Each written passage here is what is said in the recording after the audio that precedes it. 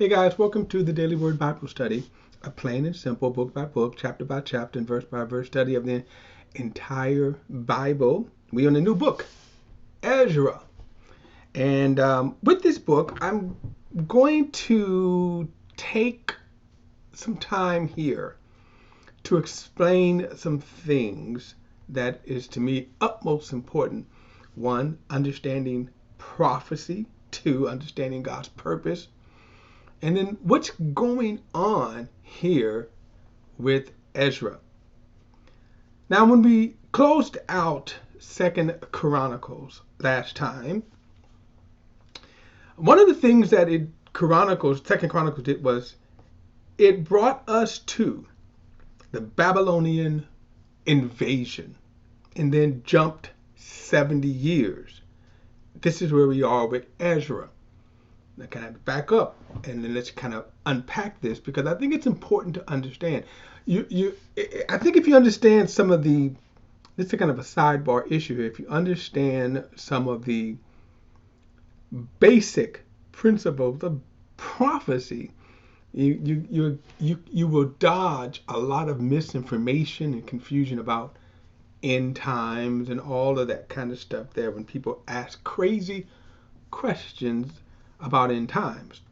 Well, this is sort of the kind of seeds of understanding biblical prophecy. And while we're not going to do a deep dive into biblical prophecy, I certainly want to unpack some things here that not only help us understand where we are with Ezra, but somewhat some of the things, like I said, because we're not doing a deep dive, but some things of understanding biblical prophecy. So I'm going to just kind of dip our toe in the lake, as it were. Now, as I said, Ezra is 70 years after Nebuchadnezzar invades Jerusalem. Now, why is that important? It's important because right now things have changed. The world has changed. From this historic standpoint, the world has changed. Before the Babylonian Empire, and if you look at it from a global standpoint, remember the biblical narrative only focuses on Israel primarily, with a very specific emphasis on the bloodline of Jesus. So what happens is that, there's a whole entire world that's going on that the biblical narrative just doesn't focus on. Now, what you have, as I said before, we haven't gotten to this section of the Old Testament yet, what is called the writings of the prophets. In fact, I think I will bring it up here. The writings of the prophets. And let me show you from the Bible app here. Let me shoot over here since this is over there. Okay, so the Bible app. Now this is the the Old Testament. So let me break this down as we have been studying. So to date, we've gone from Genesis, all the way down to, I'm still here. Oh, I can't see this. I'm about to scroll up. I'm looking at my screen here. Okay, so we have gone all the way up to Genesis to Chronicles. All right, and as you can see there, Second Chronicles. That's not what I wanted to do. Oh. All right, let me go back here.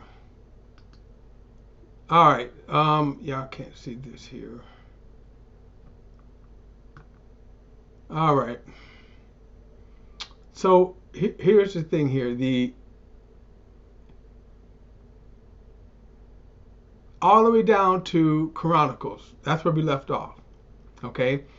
So where we are headed is these next three books here to Esther.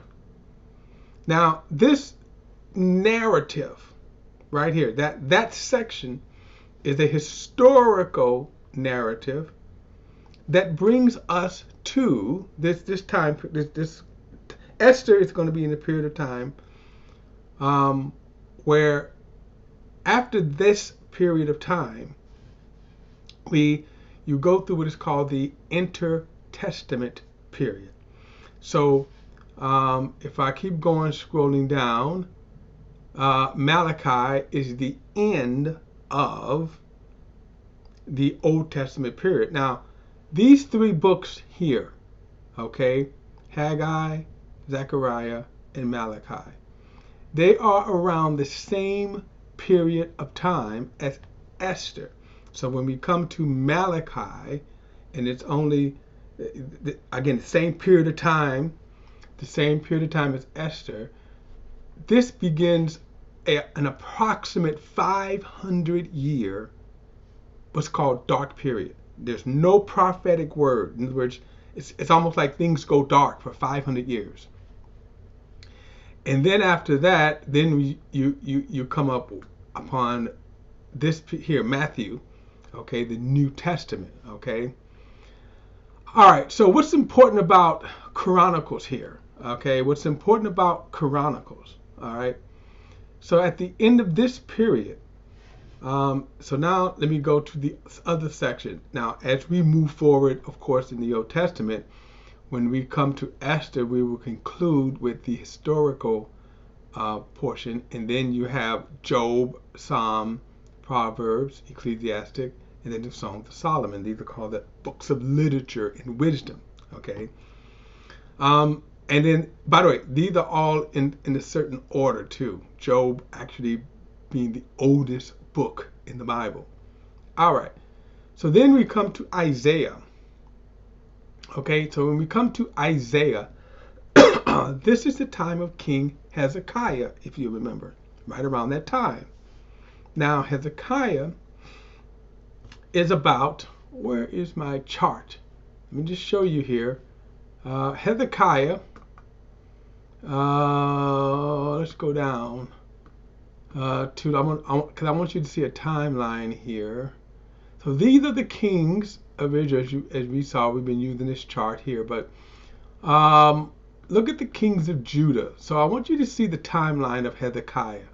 Okay, 727 to 798 BC. So Zedekiah becomes the last king of Judah. And this is the time when Nebuchadnezzar destroys Israel. So look at this timeline here, 586. So around this time here, right? So between 586, so you can say 586, right? Now or 597, which is the beginning. Hezekiah, we're looking at what? A period of about 100 years, right? Forgive my math here. But you can see the timeline.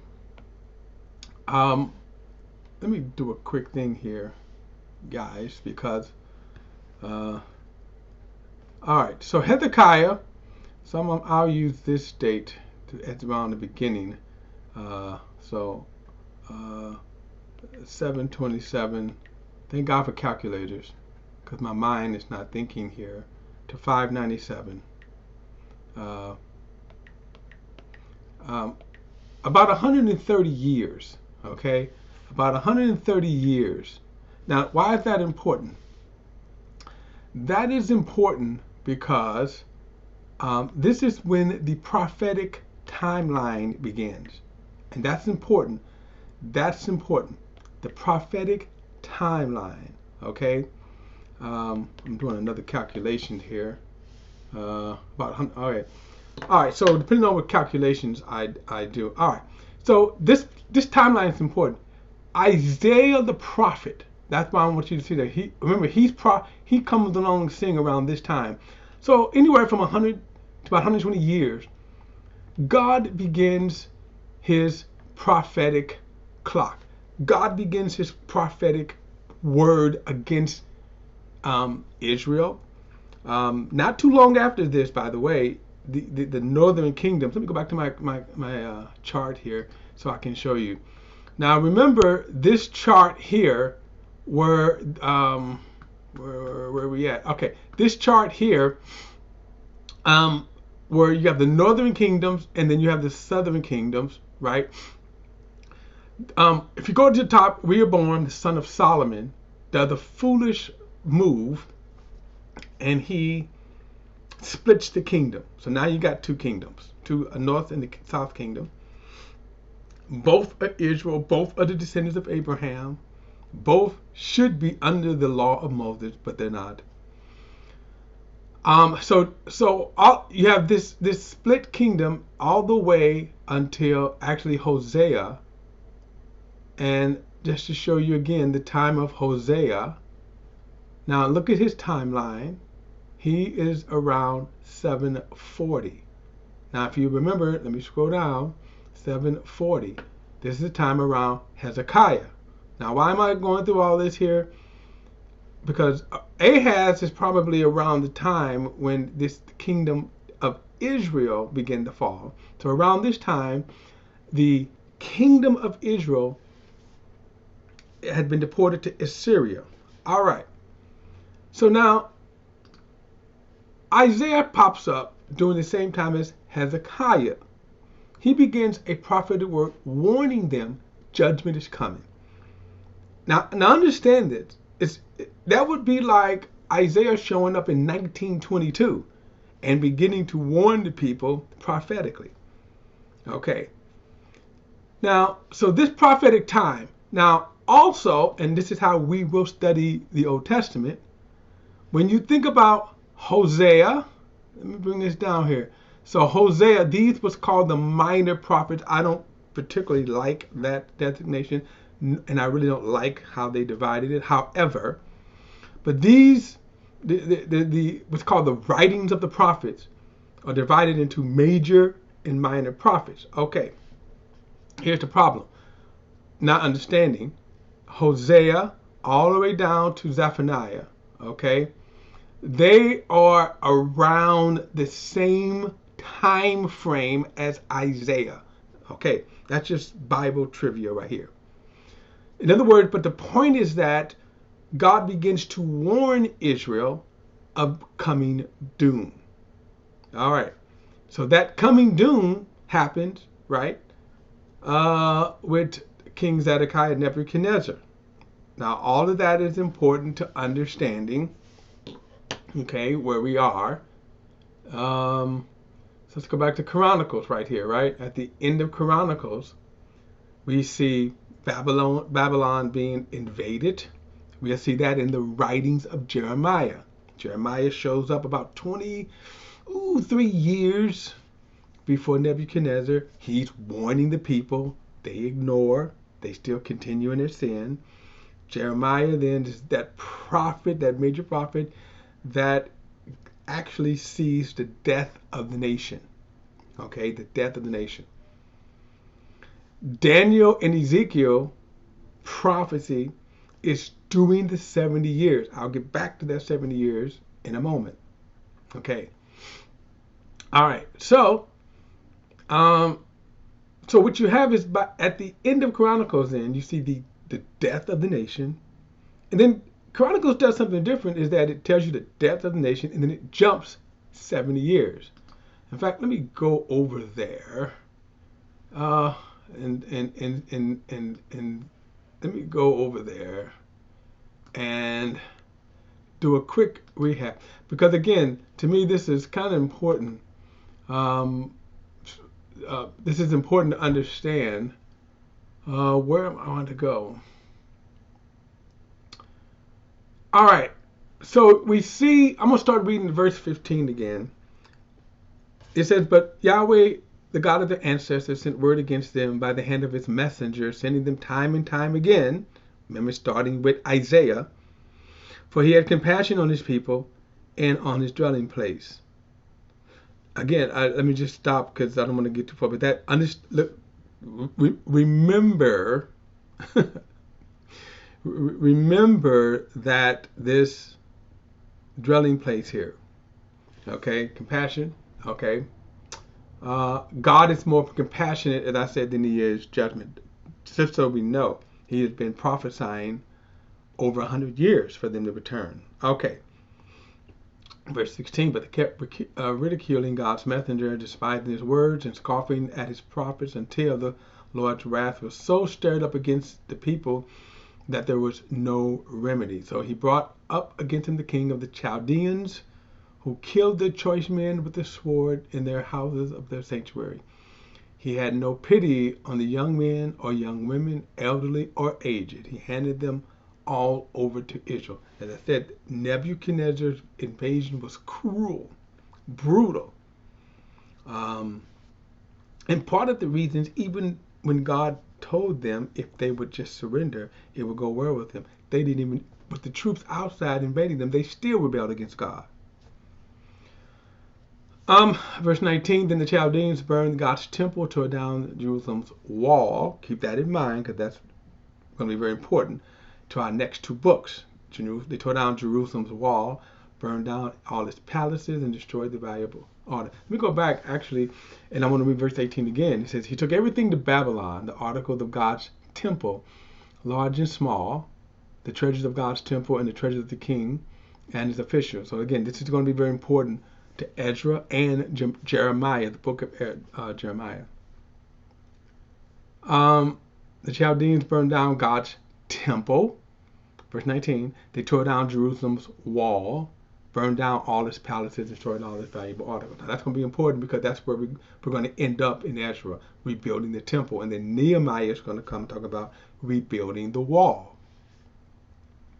Verse 20, he deported those who escaped with the sword to Babylon, and became servants to him and his sons unto the rise of the Persian kingdom. Now this is important here, to the rise of the Persian kingdom. This is to fulfill the word of the Lord through Jeremiah. And the land enjoyed its Sabbath's rest all the days of its desolation, until 70 years were fulfilled. Now, I want to focus on this prophecy here. This prophecy, where we're at. This is where we're at here. When he says that verse, I'll come back to that in a moment. Actually, probably in the next study. Look, let me finish out verse 22. In the first year of Cyrus, king of Persia, the word of the Lord spoken through Jeremiah was fulfilled.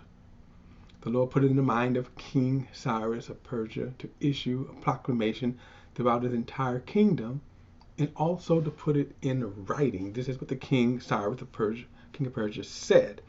The Lord, the God of heaven, has given me all kingdoms of the earth, and has appointed me to build him a temple at Jerusalem in Judah, and wherever among all of his people may go up. Wherever among you of his people may go up, may the Lord his God be with him. Now we're getting into this in the next study. What is interesting and amazing about this, notice, is that you have the kingdom of the Medes and the Persians. Again, I'm going to get into that in the next study, because I think it's important to understand this here. And it's plain and simple message. Okay. Prophecy is very easy to understand. Men mess it up. The problem with prophecy is exhaustive. There's a lot of it, and one should always kind of compare and study all of it. But the message is simple. In other words, this message right here is very simple. What is amazing about this here is that you have 4 kingdoms. We will get into this in the next study, but the kingdom of the Medes and the Persians. Notice what King Cyrus says. The Lord God of heaven has given me. Now here is a pagan kingdom, not Israel, recognizing the true God, saying he's given me, right? Look at verse 22 again. In the first year of Cyrus, king of Persia, the word of the Lord spoken through Jeremiah was fulfilled. The Lord put it in the mind of King Cyrus, and that's important. He recognized this. God gave me this, the true God. So right here, one of the things that we see that change, and one of the vehicles that God would use is these kings of these world empires where the knowledge of God, the true God, is spread throughout the world. Not just pagan, but the true God. And we see it through these kingdoms here. All right, guys. Look, don't forget to like and share this video and subscribe to BP, the Bible Perspective. And as always, if you have a thought, a comment, add it to the comment section below.